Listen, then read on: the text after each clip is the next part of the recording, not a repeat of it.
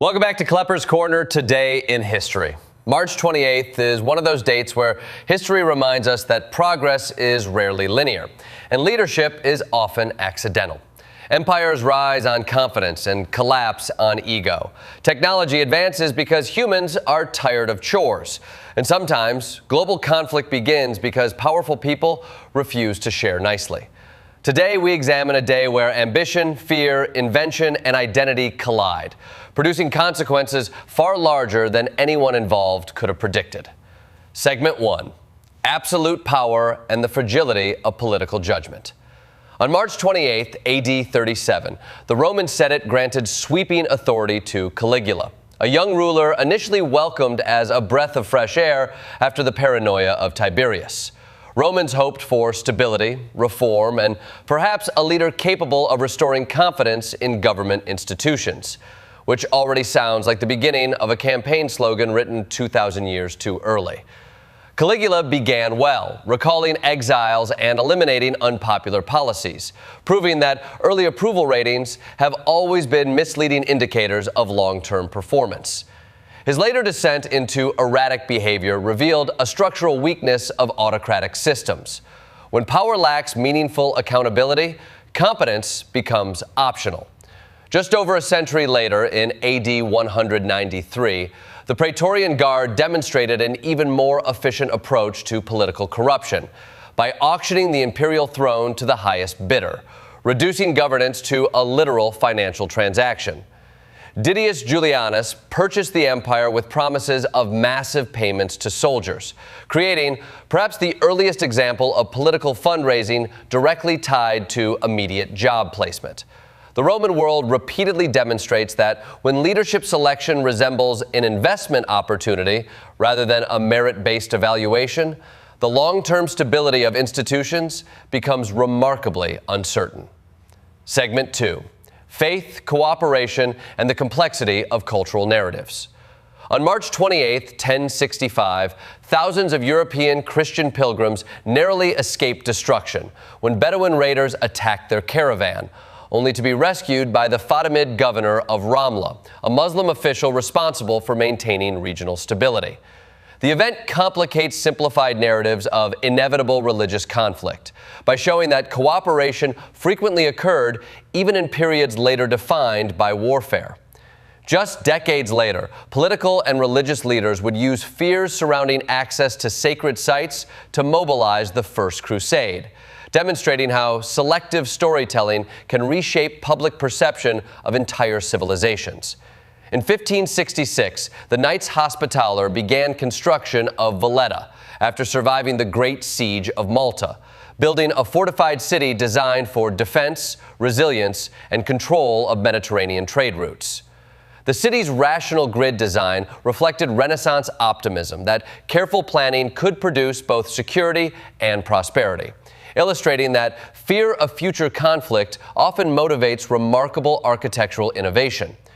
Across centuries, religious tension has simultaneously produced conflict and collaboration, reminding us that historical narratives often simplify realities that were far more interconnected. Segment 3.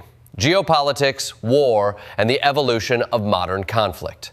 On March 28, 1854, Britain and France declared war on Russia in the Crimean War, transforming regional tension into a multinational conflict driven by concerns about balance of power, territorial influence, and religious authority over sacred sites.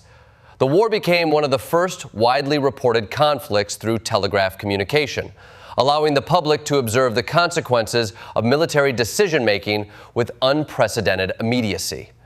Greater access to information did not necessarily produce wiser strategy, but it did create greater accountability and public scrutiny. In 1862, the Battle of Glorieta Pass halted Confederate ambitions to expand westward during the American Civil War, demonstrating that logistical disruption can determine outcomes more effectively than battlefield victory alone. The destruction of Confederate supply lines forced retreat, despite tactical success in combat, reinforcing the strategic lesson that infrastructure often determines the viability of political ambition. Wars frequently begin with confident rhetoric and end with exhausted recalculation, revealing the persistent gap between expectations and consequences. Segment 4, Innovation, Curiosity, and the Transformation of Daily Life. In 1797, Nathaniel Briggs received the first U.S. patent for a mechanical washing device, representing an early attempt to reduce the enormous physical labor associated with maintaining clothing. Although the machine itself did not achieve widespread adoption, the concept established domestic efficiency as a legitimate target for technological improvement, reflecting broader cultural shifts emerging during the Industrial Revolution. In 1802, Heinrich Olbers discovered the asteroid Pallas, contributing to a new understanding of the asteroid belt and expanding humanity's awareness of the solar system's complexity. Scientific discovery frequently disrupts existing frameworks, forcing reconsideration of assumptions that previously appeared logical.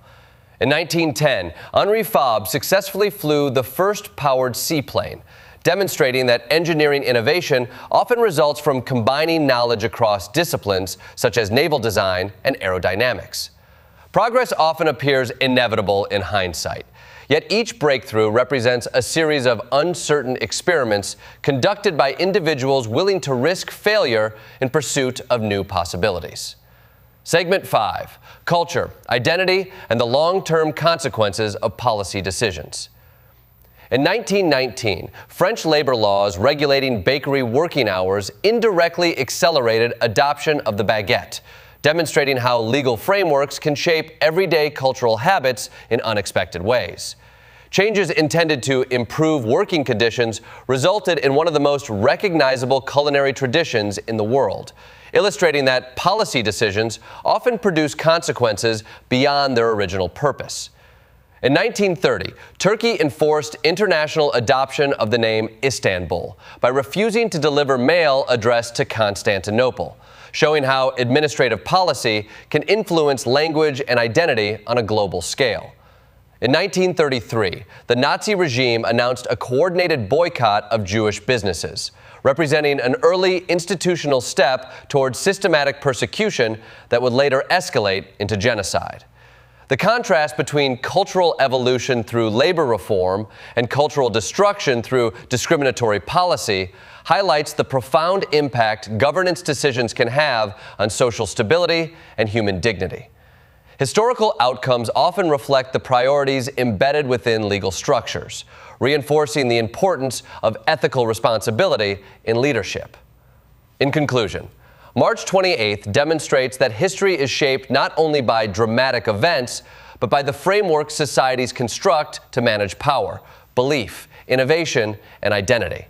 Decisions that appear technical or temporary often produce effects lasting generations, influencing institutions, cultural practices, and collective memory. Examining these moments reveals patterns of human behavior that remain recognizable across centuries, reminding us that progress requires both critical reflection and a willingness to learn from past miscalculations.